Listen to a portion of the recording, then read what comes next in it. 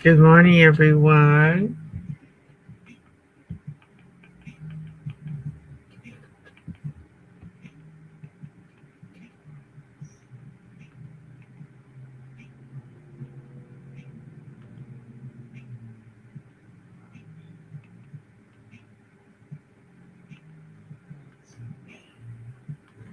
I hope everyone's doing okay.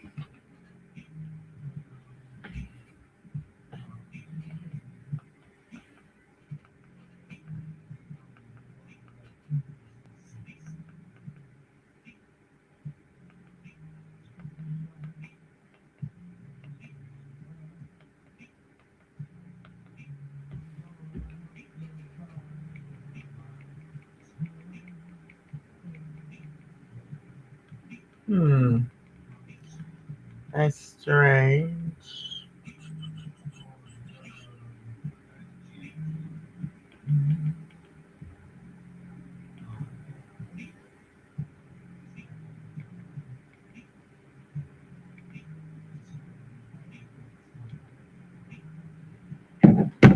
Ah,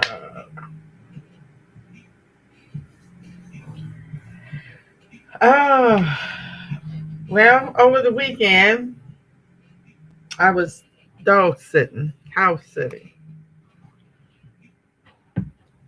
while the rest of the family went out of town.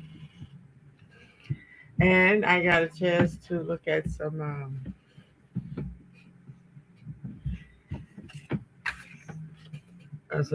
court videos, court procedures.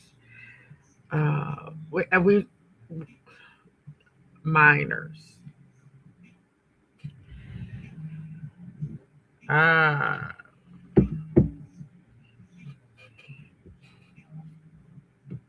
facing some very serious charges. But right now, I'm going to start with this. There's something dangerous about growing, and it is.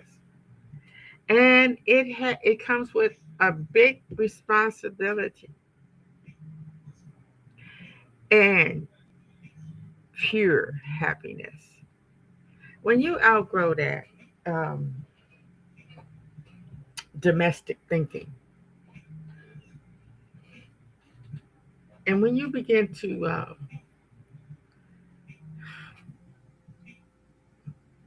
understand yourself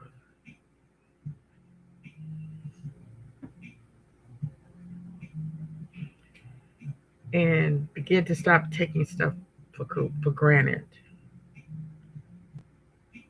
and realize that your life has meaning, even though nobody else might not see it.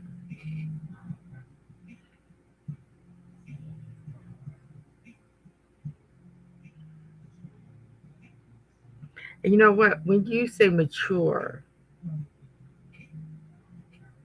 that means you have grown and you have survived all the elements and you got all the proper nutrition, all the proper sunlight, all the proper nutrients,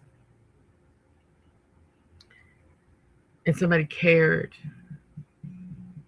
for you, cared about you.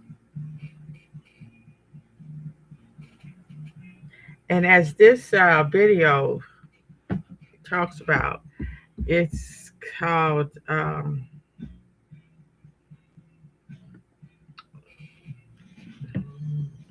things that jealous people say. We're going to listen to a little bit of it. Growing in front of people who expected you to stay small, something threatening about becoming the person they only ever dreamed of being. And when that happens, don't expect applause. Expect whispers, expect side eyes, expect silence when you shine and thunder when you stumble. Because jealous people don't confront you, they don't challenge you, they don't compete with you, they speak in codes. They lace their envy with concern. They stab with compliments that leave you bleeding. And if you listen closely, really closely, you'll start to hear the same words on repeat. words that sound sweet but are meant to shrink you, words that sound wise but are meant to warn others about you. Stay with me, because by the end of this speech, you'll know exactly how to recognize them, how to rise above them, and most importantly, how to never become one of them. They don't always say it with cruelty. Sometimes it comes wrapped in concern, coded in a soft voice that wants to sound like care. Other times it's said like an accusation, as if you've committed a crime by becoming who you were meant to be. But whether it's whispered with disappointment or spoken with disdain, those two words carry weight. And make no mistake, they are meant to pull you back down to the place where they last felt taller than you. The moment someone says, "You've changed," your soul should sit up, because most of the time they're not pointing out a flaw, they're revealing their fear. It isn't that you've become someone worse, it's that you've become someone different than what they needed you to be for their comfort.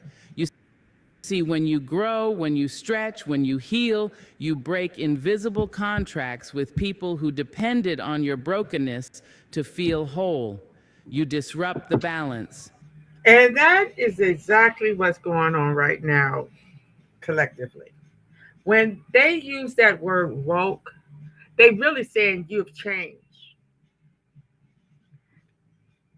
They really revealing that the veil has been removed from your eyes and that you are beginning to think critically. They don't they're not scared. They're not in fear of you overcoming them, because right now they are in control of really every aspect of your life. They making the legislations, they making the um, government rules and regulations and laws, and they control the food, they control the resources, they control the just about everything.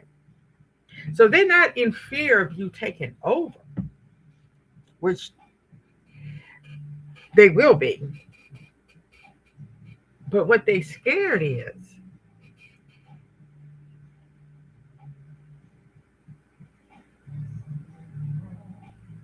of not getting your vote. They rather you not vote if they can't get your vote. So that is their main objective. And they know if they could keep you down and keep you out of um, their element, you will stay in the element that they have chosen for you.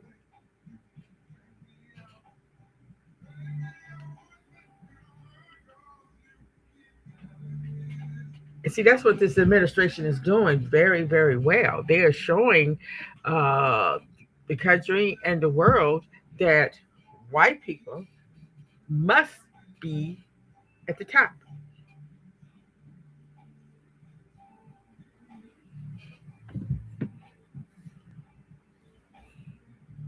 The white people are the most jealous people on the planet. They spend all of their waking hours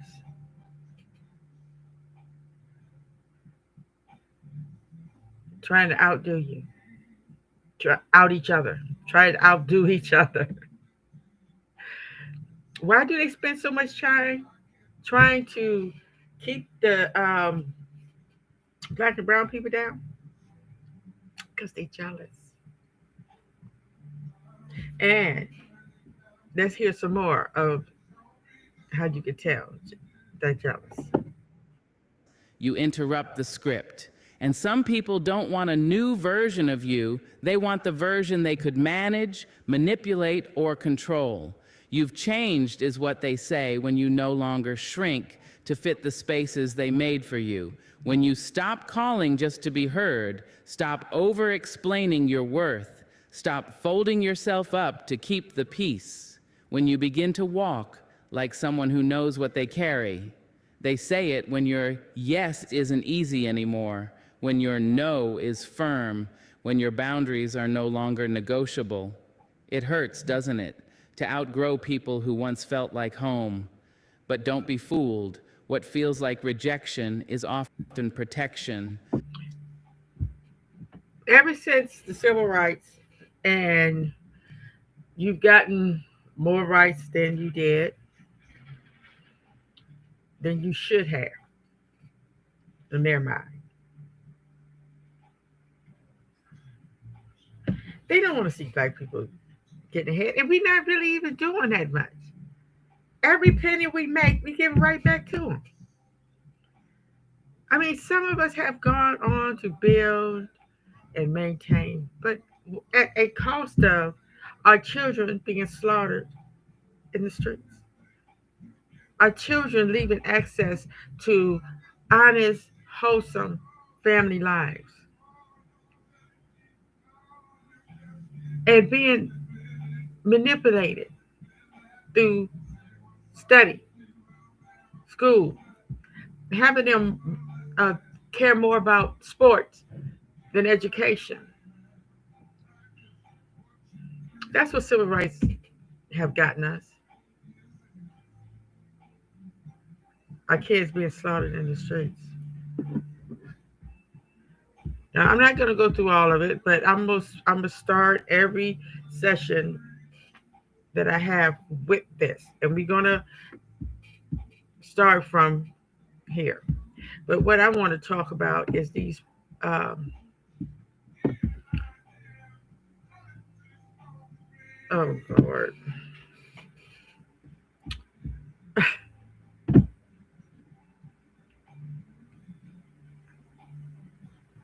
Okay.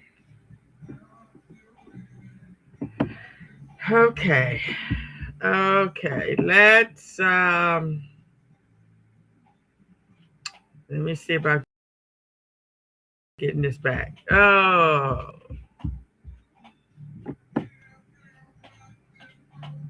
because when I saw this and I heard about it, and I'm like, this goes on over and over. But we are, it's so many that, but why they choose this?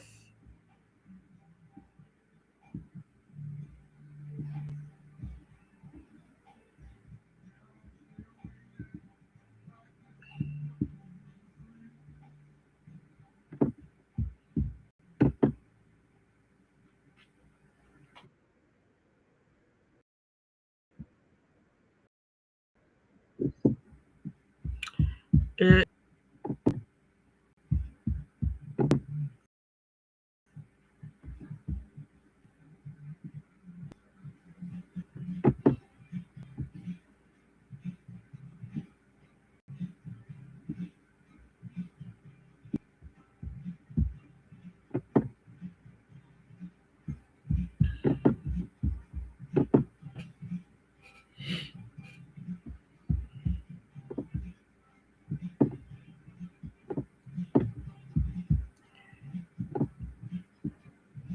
that's what civil rights did.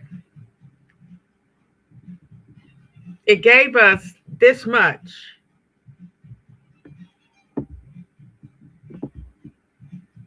and they trying to take that away.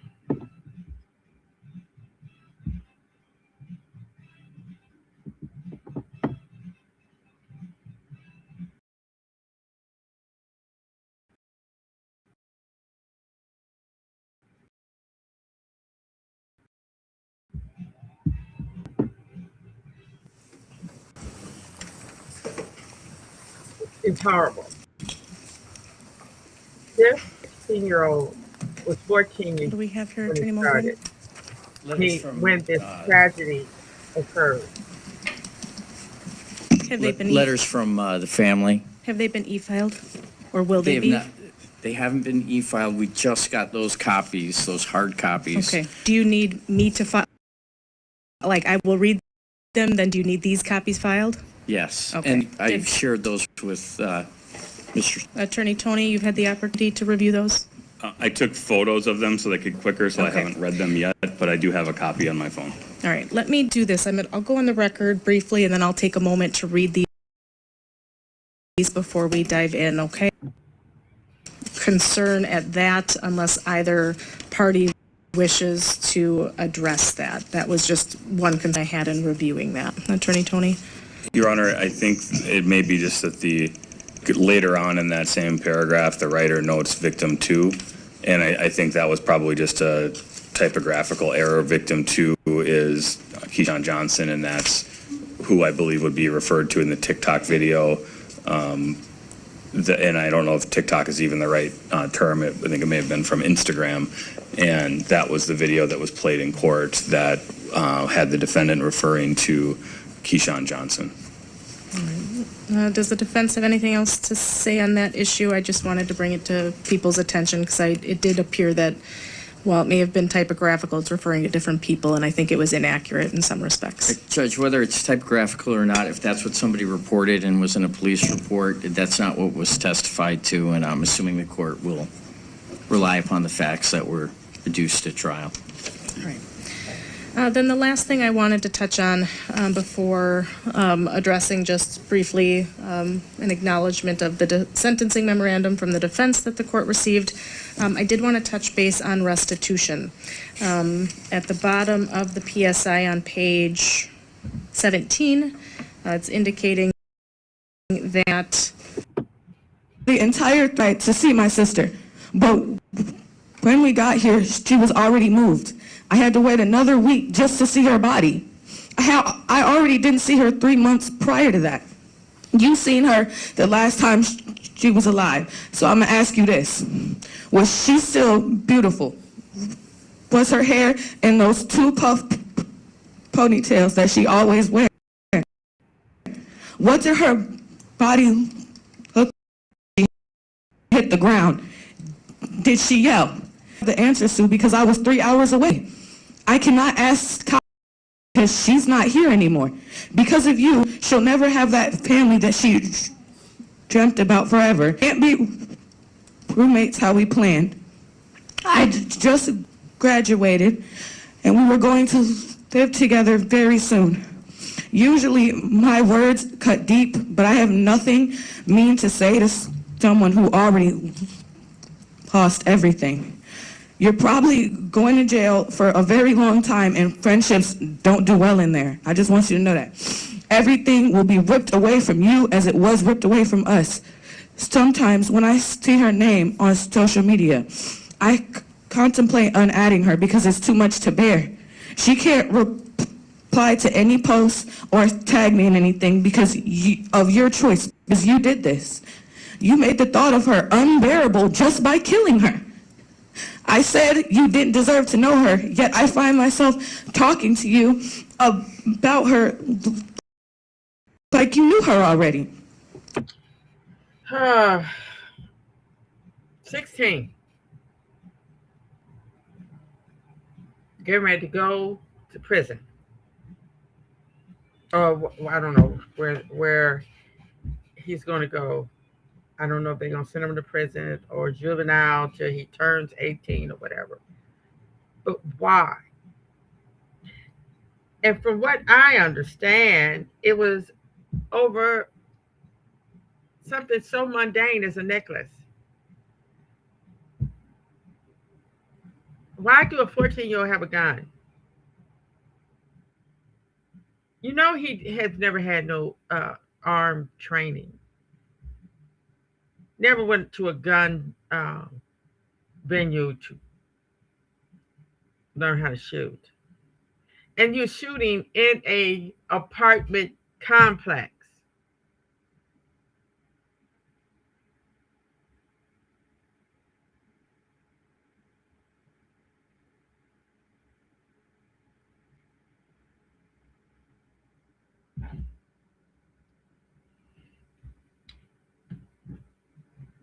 And killed a 20-year-old black female that was just taking out the trash and got caught. This happens a lot. Caught in the crossfire. And I'm going to tell you how I feel about that. This happens too much. And if we had smart leaders, accountable leaders that govern for the people, the NRA and the government should be accountable for this. They should be the one that bury these people that are senselessly killed by guns. These gun factories, owners, manufacturers, and the NRA should be paying for these people's funeral that they choose, because it's their fault. Guns belong on the battlefield, not in apartment complexes where children and people are living, getting up, going to work every day, getting up, taking their kids to school. And so far this year, we've had over 6 or more children die because of guns. 2-year-old just killed by gun violence.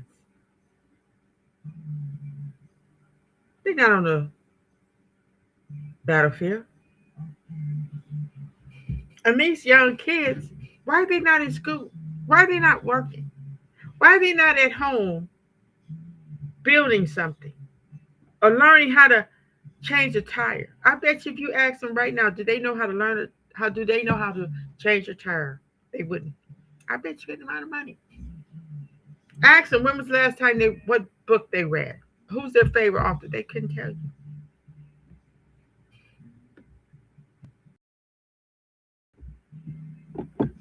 That girl was extra, also very shy. She would have an issue asking for things for herself, but if someone needed help, she always stepped it up and helped them. And again, she never took a life, no matter what she went through. So that is not an excuse for you. Thank you, Ms. Zeck.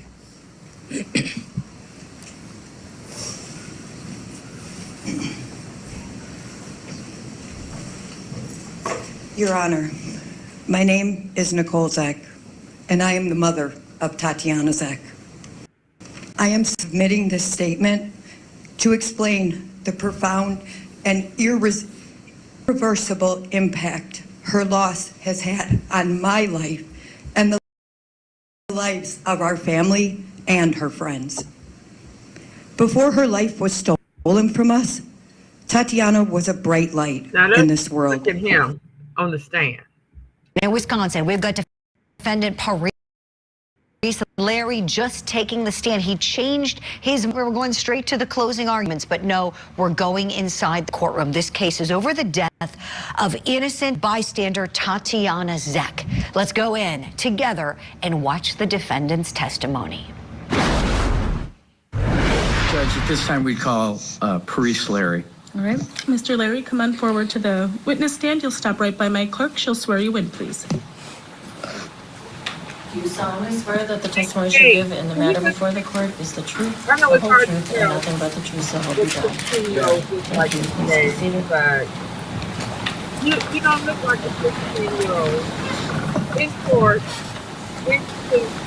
All right, Mr. Larry, I'm going to have you do the same the thing I've had witness every stand. other witness do. Like Just the state murder your full charge. name for me. Paris Larry, And can you spell your first name, please? Parise And your last name. Larry. All right, and again, just be mindful of that microphone. Try to get close to that, okay? Go ahead, Attorney Mogren. Thank you. Paris, I'm gonna ask you some questions this morning, okay? Questions. When I ask you those questions, I want you to listen to that question and answer only. Necessarily under these types of circumstances dovetails into public safety issues that the court needs to That's what I consider. understand. If you're going to you're going to get a lawyer that 9 out of 10 is not going to be fighting for you. This lawyer that he had asked the stupidest questions.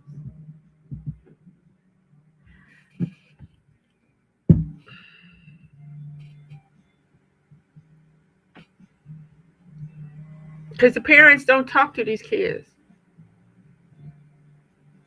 You have to start talking to them about real stuff because this world is is real.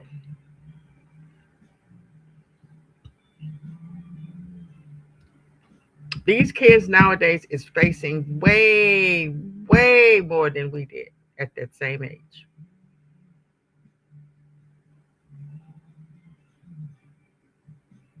And why? Why are you going to do something that's going to cause you to go into back in slavery,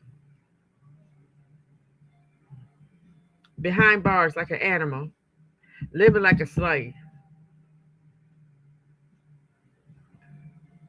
You have a big chance of being judged by a white man or woman.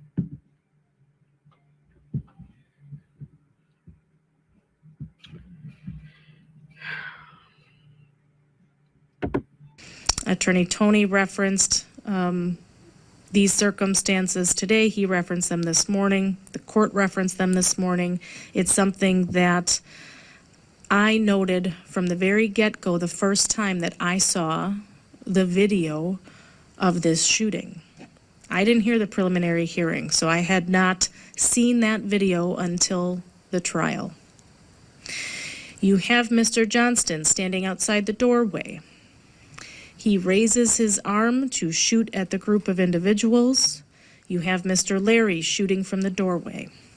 There's other people that are in the parking lot. There's people in the apartments across the way. And then you have this little 5-6-year-old boy that scoots by on his scooter right underneath the fire, the gunfire. Whether by virtue of sheer dumb luck or the grace of God, that little boy wasn't harmed. But I point that out because it is a clear, tangible circumstance that shows how dangerous these circumstances were. And that factors into the court's consideration of not only the public safety as it relates to this crime, but I also need to look at public safety in the future. And that dovetails into looking at the character of Mr. Johnston as to whether, based on the sentence structure put in place, based on the opportunities that may or may not be made available to him, that will he take advantage of them? Is he going to put others at risk in the future? Clearly, the behavior that happened here, the circumstances here, put many people at risk. Far more people than charges were brought in this case, because there was no charge associated with that little boy. And the people that suffered direct injuries or were part of that group taking out the garbage were not made identified victims in this case, but certainly were put at risk by the behavior and the actions of Mr. Johnston. In looking at the character of Mr. Johnston,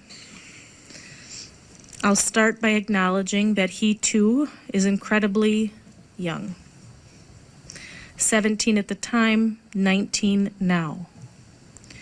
He has not, I believe, have any prior criminal history, no prior juvenile history. Certainly that speaks to his favor. What doesn't are the conduct reports that Attorney Tony had referenced that are referenced in the PSI. Some of those do give the court concern as they reference a continued assaultive type behavior. This isn't just failing to follow the rules of the jail and you're getting written up. One references that he was throwing fist strikes with a closed fist to the other inmate's face and head area, continued fighting the other person at least 12 times. That was from circumstances in September of last year. Then from February of this year, getting into a fight again, striking another inmate at least 11 times with a closed fist.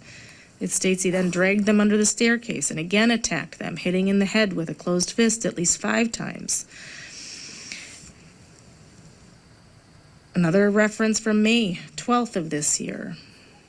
What started, it seems, as exchanging words, it says, with another inmate. It says he then struck the other inmate in the head with a closed fist. Now, I recognize the circumstances that Attorney Singh pointed out, and that is fair argument for the court to consider.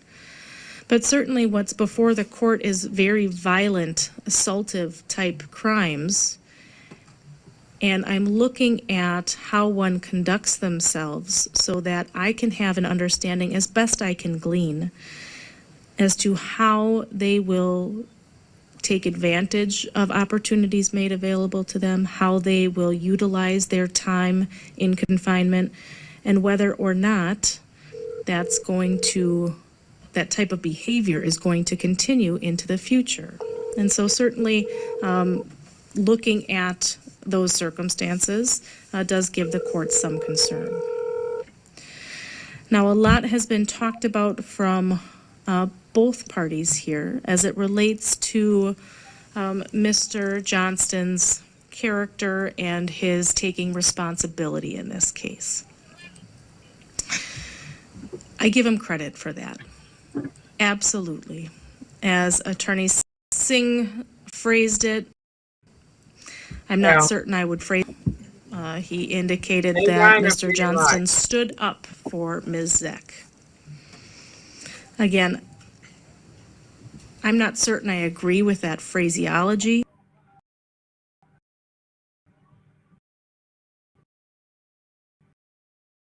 Here's another. Like 3-minute drive. And were your house and Rashard's house both in Osceola County, Florida? Yes, sir. This is not the one that. Who was with you at Rashard's house that day? Jaden and Anthony. This is the passenger. And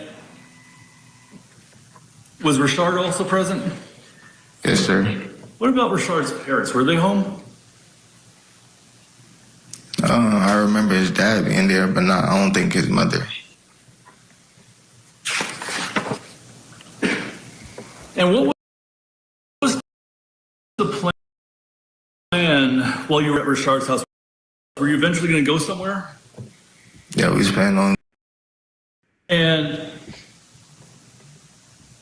was it also undercuts the defense's theory that the son did this to avoid his parents and avoid accountability.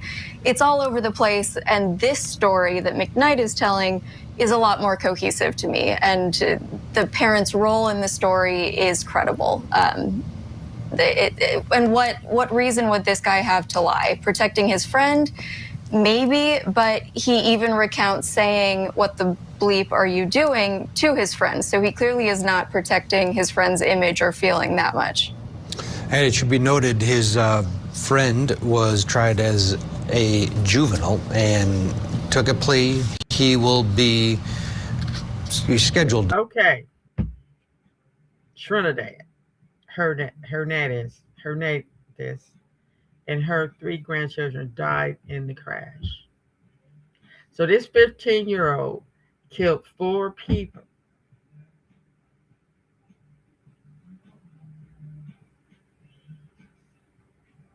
The father's being charged because it was understood that he let the 15-year-old use his car. So he is blamed.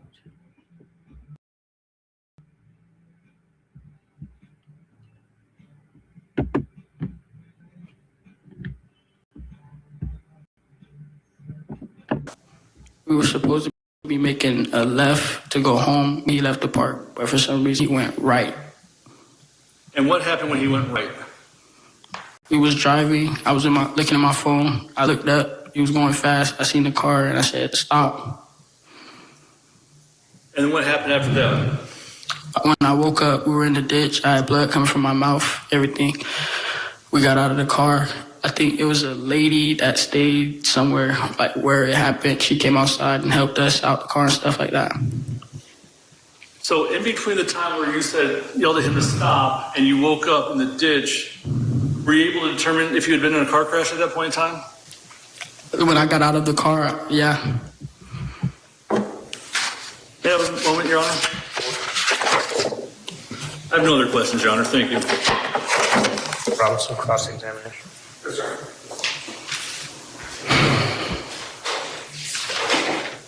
You never saw Mr. Richard Ferguson ask his father for the keys, did you? So, can you repeat that, please? You never saw Mr. Richard Ferguson ask his father, Mr. Richard Ferguson, for the keys, did you? I was in the room when he went to ask him. I just know when we went outside, he told us buckle up and come right back. Okay, but you weren't there when he asked for the keys? No, sir. You guys were already sitting in the car prior to Mr. Ferguson coming outside, is that correct? No. You weren't out on the driveway? Like when he... Were you sitting in the car in the driveway when Mr. Richard Ferguson came out of the... No, I didn't. The car was locked, I guess. I got in when they came outside. You never once heard Mr. Richard Ferguson give you permission to go to a second house, get alone to the park, is that correct? That's where that's where Richard asked to go. Okay, not to the park though? No, not to the park. And not to your house? No. No, he just asked him to go to pick up something. You recall Mr. Richard Ferguson with you guys? Can you repeat that? Their children to do. There may have been a time when, you could take the car out on a road with the child that was younger than the age of, to help them begin driving. But that's not today. And you cannot allow them to ride in the car with other children when they're not legally supposed to. You can't even do that when they first get their driver's license. They're not supposed to have friends and young people underage in the car driving with them. So these are severe consequences. And I was reading that this father has stage 4 pancreatic cancer.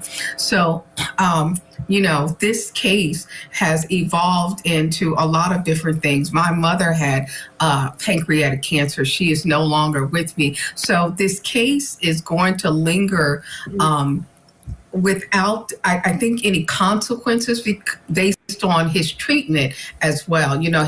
His health treatment in relation to all of this, if that makes sense. Yeah, absolutely. It certainly will play a role. And Mackenzie, when I think about this, it's one of those decisions that parents can make. You have a 15-year-old. These parents it means I'm going to say something about these parents, and I'm including myself, of course. We are overwhelmed because of the society that in this country that we live in.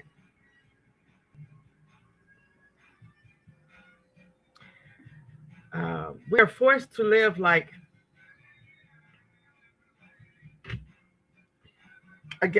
under a triangle government, and has always been one. And it's like no matter what you do, you're going to be judged.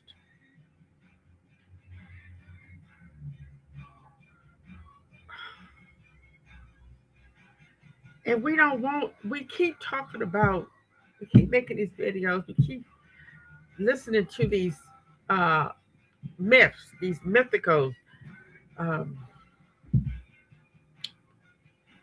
We're not talking enough about our history. Slavery, yes, I want to ever say not to study it. And that's what it should be, a study. Not a movie.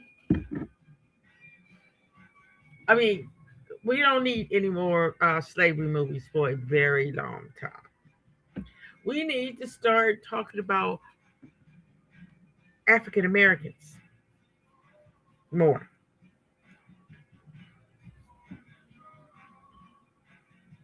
Our accomplishments, our roots, our traditions. Because slavery was a terrible, terrible thing. And it was not on purpose. It was not their fault. We need, when we talk about slavery, we need to talk about the European slaveholders and how they have oppressed many, many people. And we need to talk about more of their past, how they came from a king and queen that was killing them by the dozen, that they come from a lineage of uh, emperors and people like that. There was, literally putting people in arenas to be eaten by animals to their pleasure. We don't talk enough about that. And then when you do see it,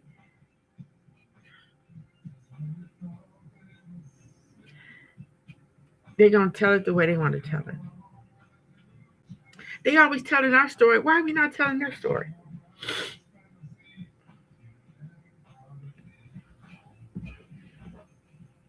And you see how they did us? They had us looking at that Ten Commandments and all this. They had us thinking that these people in Africa was white. And you know what I found out? That so many black people know that all those images that their Christian religion show them is not true. But so what? They got them conditioned to don't care. I had one Jehovah's Witness tell me, so what? We know he's not white, but who's going to argue about images? So people like that, I choose not to even engage with. But see, these young ones, they're growing up, as I did, in a country where you are fed lies continually. You're not growing up. Our kids are not growing up with doctors coming over to eat, lawyers coming over, business owners coming over, board members coming over. And then the rich black kids that do have, they're usually just entertainers. And entertainers are the worst people on the planet because they spend their life and their money pretending to be something they claim they're not. And making us believe that you in the bed with this woman, but it's not adultery. It's not sexual assault. It's just pretending to be an adulterer. So, okay. And but our kids are not growing up with that. They're not going to work with black business owners when they're growing up. They don't have black people coming over there showing them how to build houses or make a comforter or sew an outfit. Most of our girls, black girls, don't know how to sew.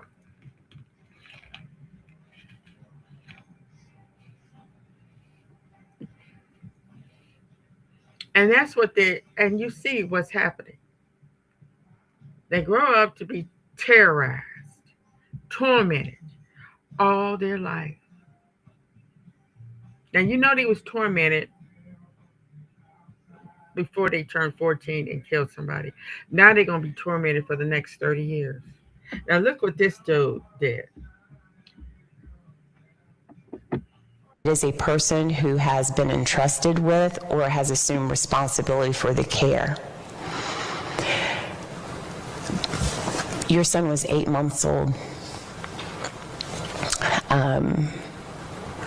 So culpable negligence for a child in a factual context of that That is, it's been submitted to this court that your child was 8, okay, 8 months old.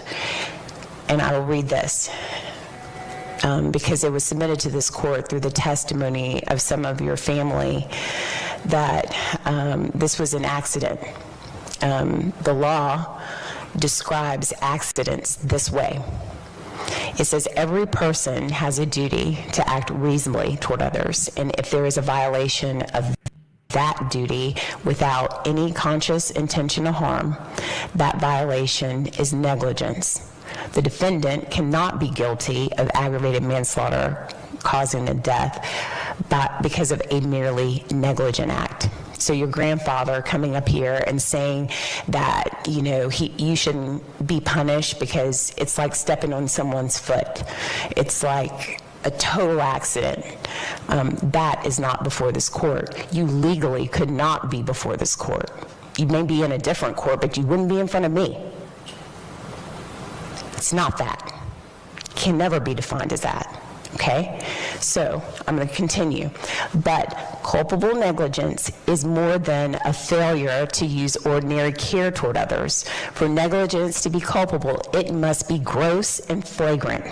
Culpable negligence is a course of conduct showing reckless disregard of human life or a grossly careless disregard for the safety and welfare of the public.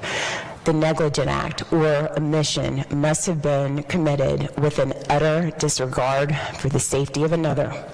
Culpable negligence is consciously doing an act or following a course of conduct that the defendant knew or reasonably should have known was likely to cause death or great bodily injury. That's what I would have said to a jury if you chose to do so.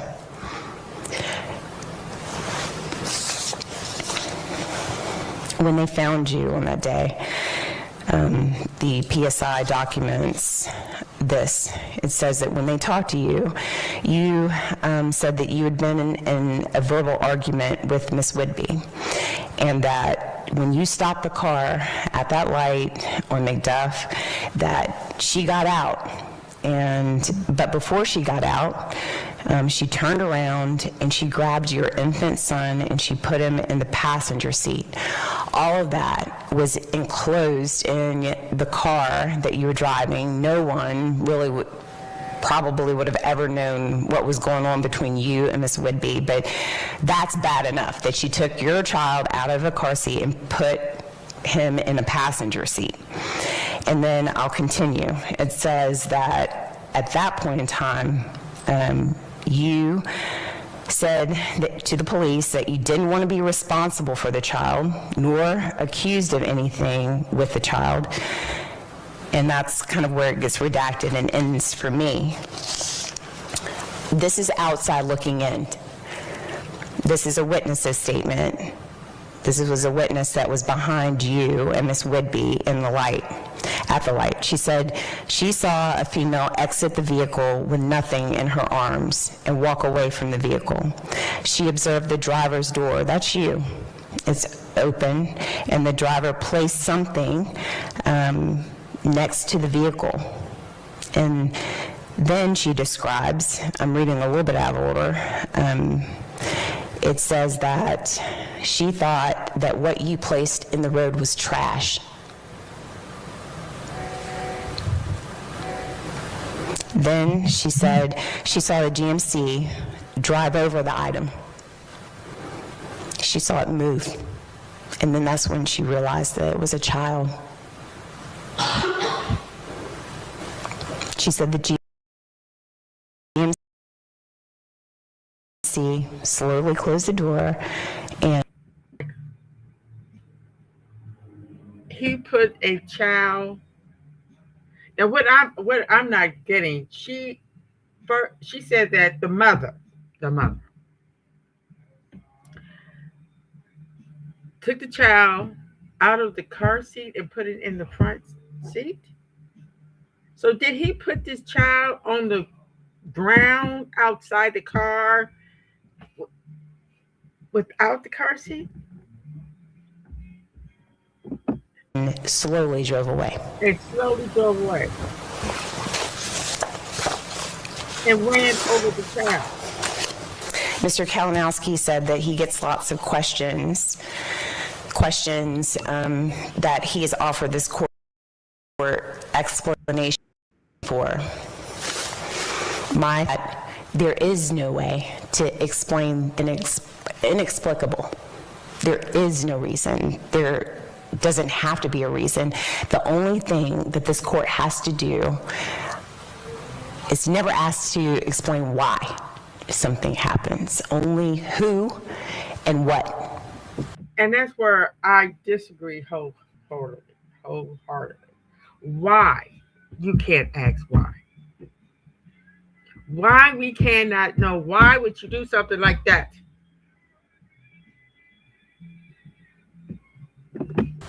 Who did it and what happened? And is that a crime? And when those questions are asked, either by answered by either a jury or a plea, a terrible choice that you were entrusted with his care. His mom left. His mom took him out. She put him next to you, and you were entrusted with him. Why would she? And you violated that trust. I know. Wow. As to count one, this court, having accepted your plea of guilty, will adjudicate you guilty. This court will sentence you to 30 years. This court will sentence you to 30 years in the Florida State Prison. Giving you credit for the days served, how many? 328 days, Your Honor. 328 Already days. been in there almost a year. Court's in recess. Thank you. You going to jail for years for killing an 8-month-old. 8 months.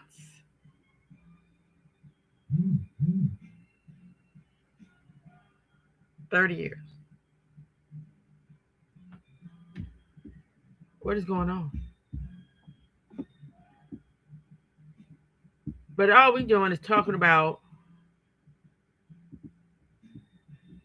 Trump.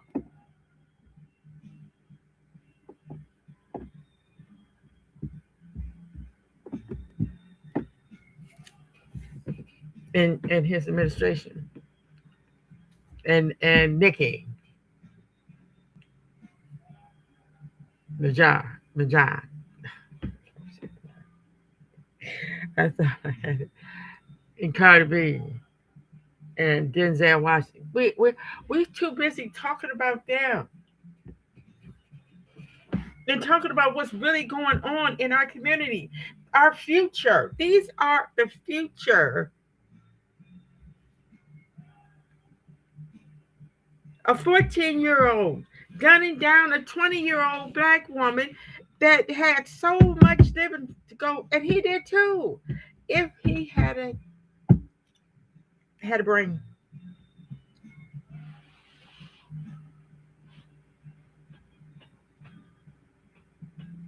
Should we designate black kids as having a handicap? Because these black kids that's coming along, and I had another one, I thought I had it on here, that this 15-year-old is going to jail for robbery at a smoke shop. No, I didn't put that. I didn't add that.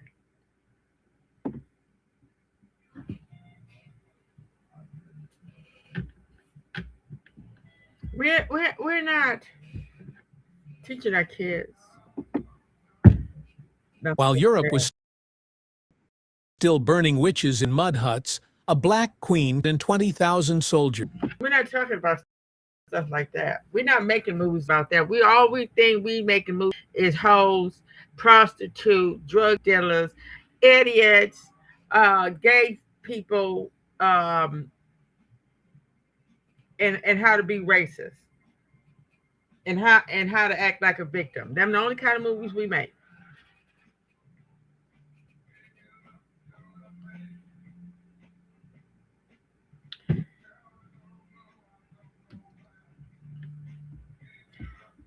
Oh, okay. Tired.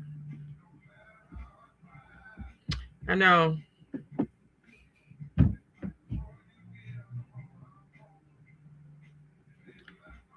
Enough is enough. Thanks for listening. Have a wonderful day. Please keep the peace between your ears.